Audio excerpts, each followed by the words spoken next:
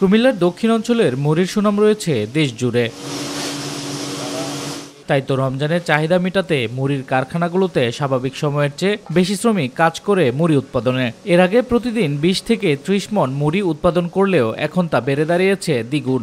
শুধু বালু আর লবণ পানি মিক্সিং করা হয়, এখানে আর কিছু দেওয়া হয় না। ৫ জন লোকে কাজ করি, ১২০ বস্তা, ১৫০ বস্তা, ১০০ বস্তা এরকম ভাবে ডেলি আপনার ৫-৬০০ দেখা গেছে ১,০০০ টাকা থাকে এরকম। লবণ পানি দিয়ে স্বাস্থ্যকর উপায়ে উৎপাদন হচ্ছে মুড়ি, ব্যবহার করা হয় না কোনো ধরনের রাসায়নিক, তাই মুড়ির গুণগত মান থাকে ভালো, চাহিদাও রয়েছে বলে জানান কারখানার মালিক। ১৬ চাল, হ্যাঁ ১৬ চাল এটা লম্বা হয়, এটা একটু রেটও বেশি থাকে, চাহিদা বেশি, মালটা একটু চিকন লম্বা হয়।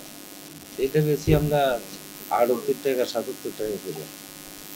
আর একটা আছে সন্না, এটা বেশি ৬৮ টাকা করে কিনছি।